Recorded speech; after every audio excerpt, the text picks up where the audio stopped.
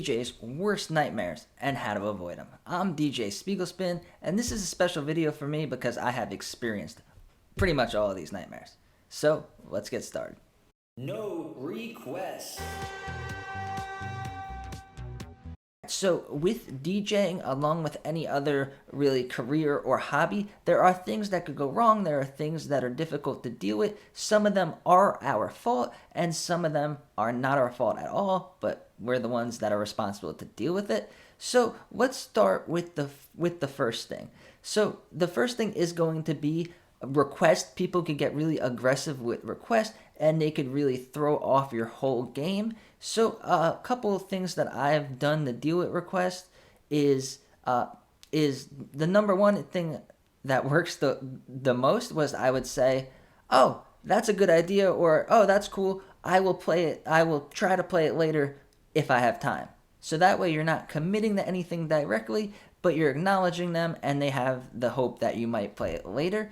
Another thing is not all requests are terrible. Some people could ask pretty polite, and if it works with your set, if it works with what you're doing, then maybe you could play it into your set, but just only accept them if it really vibes with with what you're playing and the crowd there, and it's not just the one song for that person, but no one else is gonna like it.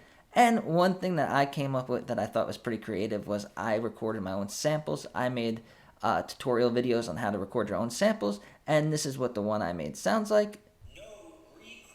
No So I just recorded myself saying no request, and then I put some effects on it, and then people find it funny, people think it's cool, and it kind of will ease the pressure from getting a lot of requests. The next thing is going to be for DJs like me that DJ with streaming services. So I've been DJing with streaming services. I've been using the DJ Pro AI app for a really long time.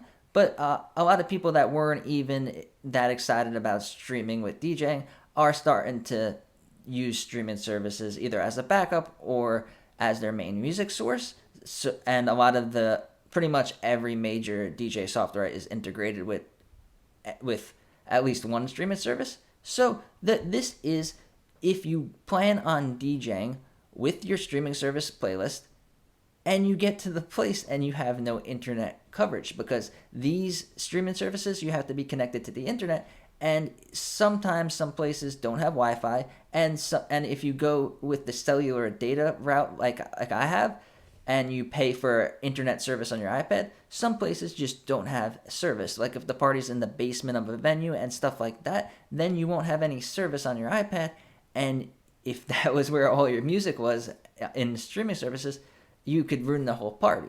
So one thing that really helped me the most is it's pretty easy. If you find out where the venue is, let's say you're DJing at Fridays, you could call up the restaurant and say, hey, I'm DJing here. Is there a guest Wi-Fi? And if there's not, maybe there's an employee one that they might put you on because you're technically going to be working there. And the next thing that I would do is if it's a place where I plan on using my own cellular data, such as a park, or if it's a party at the beach or something, then if it's local, I would just go there with my iPad or my phone because it's the same internet service, and then I would just see if I could load songs, see how long it takes, and see if there was times where I would have no service at all. And this has helped me a lot. I've only experienced one party where I showed up there and I couldn't play music, and it was just really horrible. So that is definitely something to keep in mind if you've been DJing with streaming services and you're going to go do a gig and planning on using that type of music.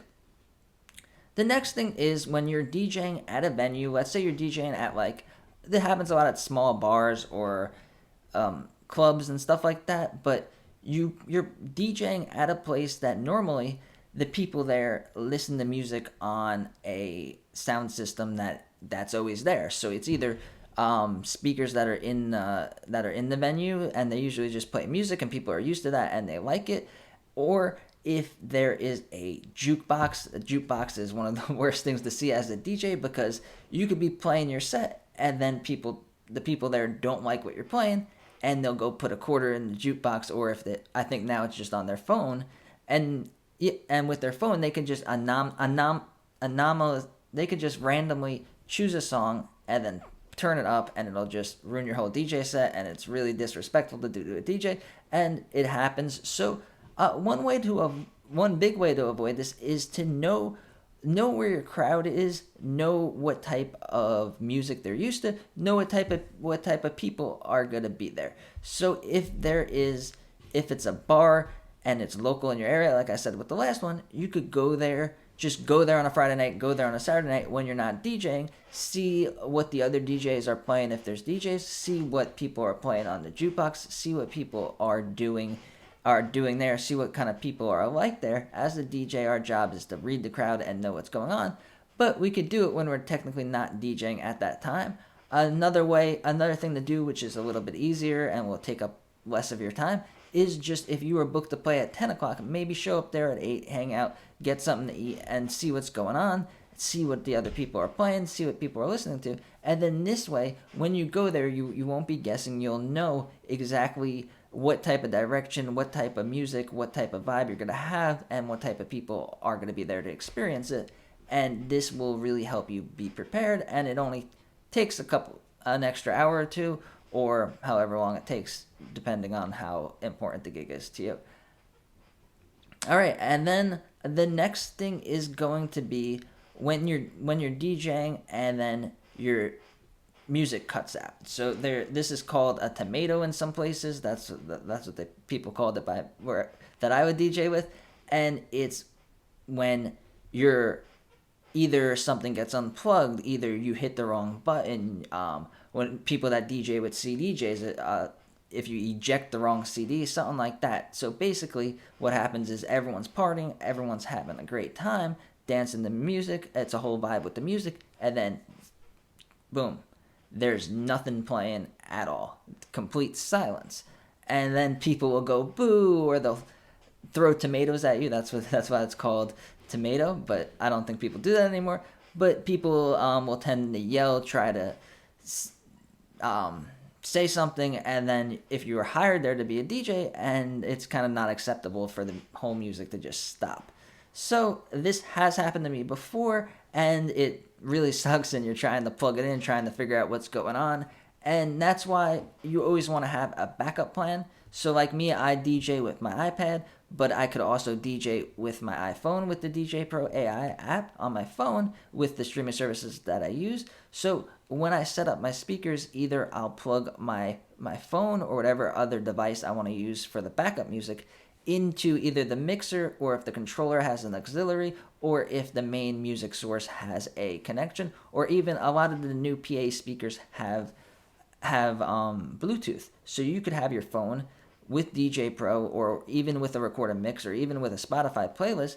You could have your phone there ready to go, connected to the Bluetooth. So if your iPad dies, if the iPad apps restart, I had the whole iPad restart before. When you're DJing, you're doing a lot of stuff, you're using a lot of the power from the iPad, especially if you have multiple stuff plugged into it. So it happens, and having a backup plan is great. So your iPad, boom, it just goes blank, no music. You got your phone ready, you press play on your phone, and then that gives you an extra, however, like you could record a pre-recorded mix if you want to have a couple of pre-recorded mixes for your backup. Play that, and then it can give you like an hour, it can give you a half hour, whatever you need to calmly figure out what's going on with your stuff while not looking like anything's wrong. So even when things go bad, we just have to play it off like everything's going well. As long as there's music playing and everyone's happy, then you're doing your job, even though it could be really frustrating. But having a backup with your phone is really saves the day. Also have backup controllers. So if you use a regular controller, whether it's an advanced controller or just like a DDJ 400, have a backup controller. So there's controllers like the Newmark DJ2Go2 Touch that are really portable. You could just put it in a case with everything you need for it, and then if something goes wrong with your controller, then you could just finish the night with the iDJ2Go2. So I hope this helps at least a couple of people avoid any of these disasters. If you've experienced any of these, let me know in the comments down below. And also, if you think I left something out, let me know. Or if you have any general questions about DJing with the iPad and DJing, I try to get back to all the comments as quickly as I can. And thanks for watching. If you found value, subscribe to the channel and give the video a like.